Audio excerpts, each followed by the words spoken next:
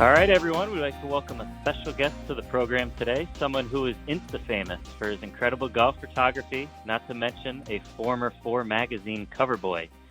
Golf's most interesting man, Channing Benjamin. What's up, partner? You owe me for that. You owe me for that introduction. I like that introduction. Thanks a lot. I owe you anyway. I know. We'll get to that later. But you live out in the Palm Springs area, and you're obviously locked into the golf landscape. So what's the buzz been like out there with the announcement that Riverside County is allowing golf to reopen? The buzz has been pretty heavy. I mean, people are excited. I mean, there's a lot of confusion, but people are excited to be able to get back on the golf course for sure. I mean, the deal with the restrictions, the mandatory restrictions, I mean, they have to have them. It makes golf a little more difficult, I think, playing golf with a face mask and having, lots of other rules and regulations. But at least you can play golf. I think one of the most important things is getting people outside of the house and getting active. Absolutely. It's all about contact. So, people being back on the golf course, is that a good thing for you, or do you have to do more photoshopping when you're out there taking photos? Fortunately, I try to only shoot when it's arranged, so there'll be less people on the course. So the best shots for me are in the morning or in the evening. And obviously, I could shoot the back nine in the morning when people haven't really gotten to that part of the golf course and the maintenance crew can stay off that area. The front nine I can shoot in the evening when the tee times are blocked out a little bit. Most of my photo shoots, I've kind of arranged it that way. It's the way we do it at Pebble Beach because they're so busy, and that's the way we do it at some of the public golf courses where you can't help the amount of people that are out there. The private courses tend to be a little bit easier. Yeah, that makes sense. And, before we get too deep into your photography gig here, give our listeners a little insight on your unique background in the music industry, specifically how you used to tango with N'Sync and Britney Spears back in the early 2000s. Yeah, I was a video director in the mid-2000s. I did a lot of sporting events. I did live video directing, so multi-camera shoots with a switcher and that type of thing. But my niche was concert photography and concert directing. So I took a couple different jobs doing some live concert video directing back in Indiana. It went really well. I started doing some independent work with some record labels, went really well, and I ended up coming to LA and getting a job as the video director for a boy band that no one had ever heard of. The actual first boy band was called O-Town, but they disbanded early, and so I got transferred to another group called N'Sync, who no one knew about, and the rest is history from there. Yeah, so, you mentioned coming out here to LA to work for the video company. How did you end up getting into photography? Did it begin just as a hobby? It began as a hobby for sure. I mean, I've always had an eye. People have always noticed that I had a God-given talent to see things differently. Right. And I don't take credit for that. It's just the way I see things. So I was able to communicate that my vision to camera people, but I never was a technical person in the world of photography. I always had an engineer, someone who was a shader who would take care of all the technical parts. I would just be calling the shots and saying, let's get this and get that. So the hobby with photography happened just, as a result of trying to get creative and trying to do it at my own pace.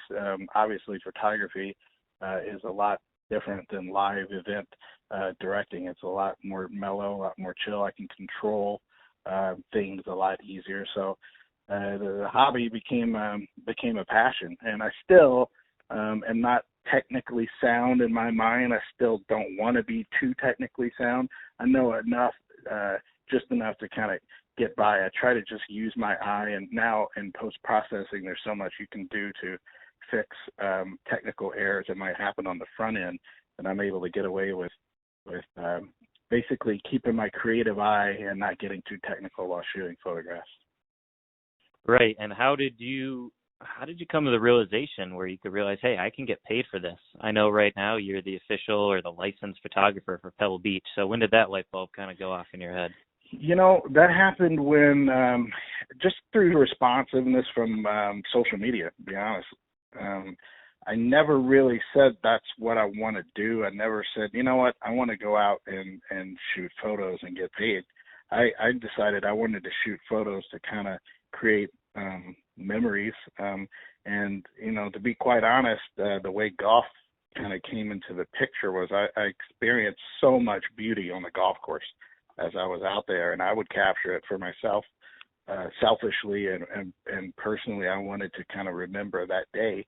And, that transcended those images. I kind of tried to catalog or try to upload to a site where I wasn't paying a lot of money, so I wasn't, paying for cloud services. So I uploaded some stuff to MySpace way back in the day, and that went okay. But right as I did that, I think Facebook and Instagram started coming around, right?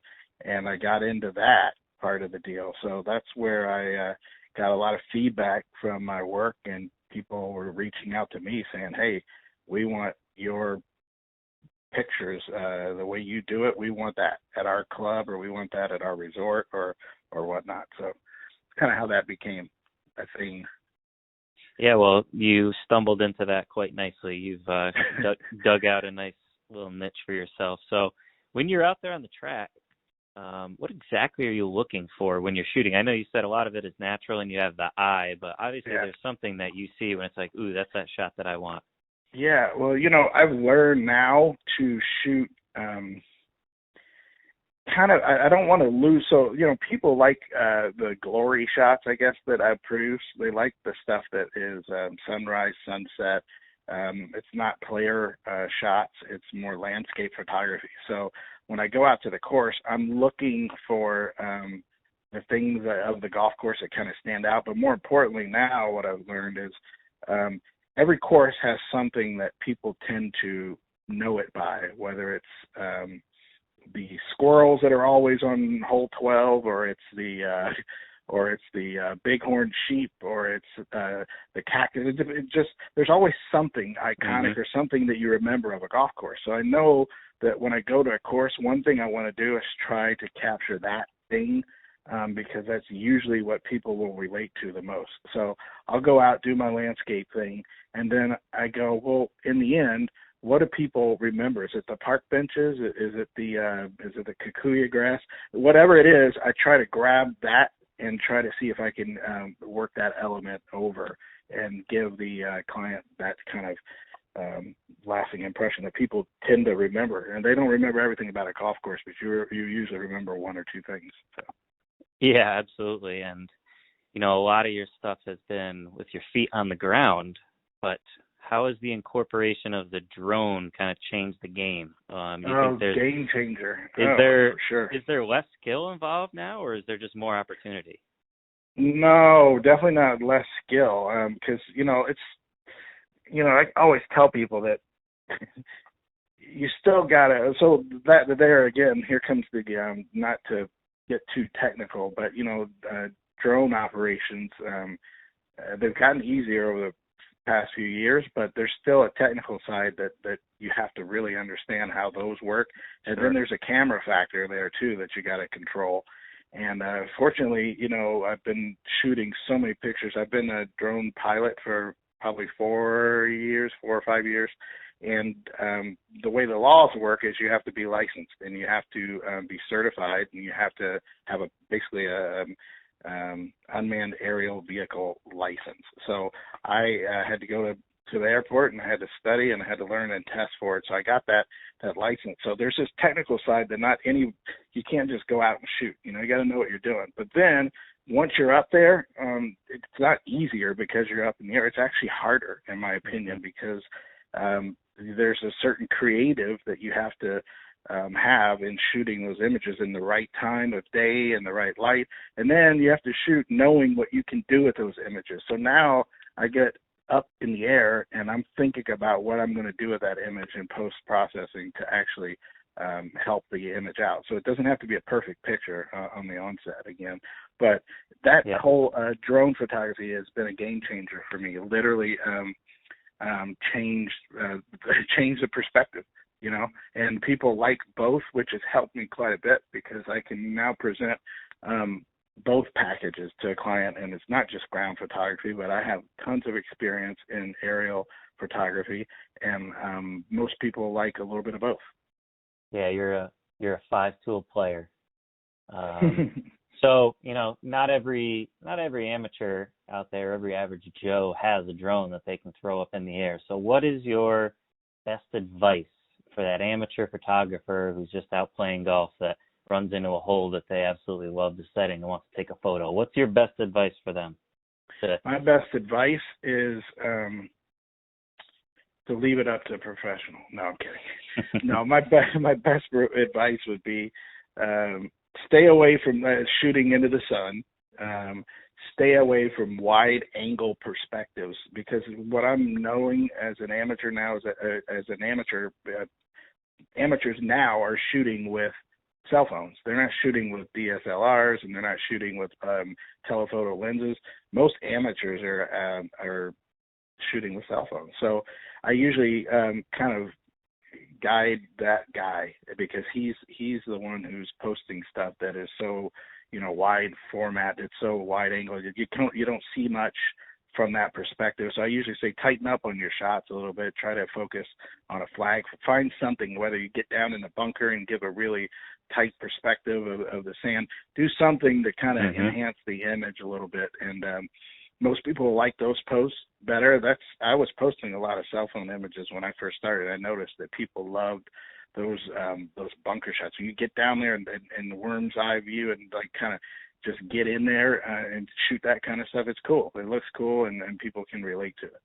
So leave it up to the professional was a joke, but I don't know. There's a lot of people out there with a lot of ability, but they also have a lot of means that in their disposal. The cell phones now, I can't even tell you. They're just, they're incredible. You can do great stuff with a cell phone.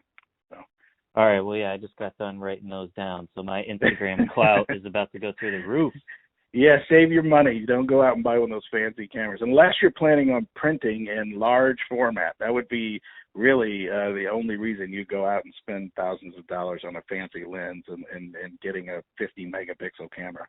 Well, speaking of large format, throughout this podcast here on our YouTube channel, we're going to be running terrific photos of you that you've provided. So we're going to give you a chance here to plug your website. Anybody wants to go and print out or buy one of those full prints, why don't you go ahead and give a shout out? Yeah, go to www.channingbenjamin.com, channingbenjamin.com. You can also check out most of my current work on my Instagram feed. It's at Channing Benjamin Photography. So yeah, go to my website. Everything that you see there, you can add to the shopping cart, and you can pick formats and sizes, and they'll tell you pricing options, and I'm uploading things there as we speak. All this downtime from this pandemic has given me a chance to pull up images that I haven't had time to work on, and I'm like, wow, there's a lot of stuff that I could be adding to my website, which I'm doing. So check it out. All right. Well, you heard it here first. Go check it out. And I think that does it for this episode of Quarantine Chronicles. So Channing, thanks for joining, man, and we'll see you back out on the golf course hopefully sooner than later. Thanks for having me, Jonathan. Take care. All right. Talk soon.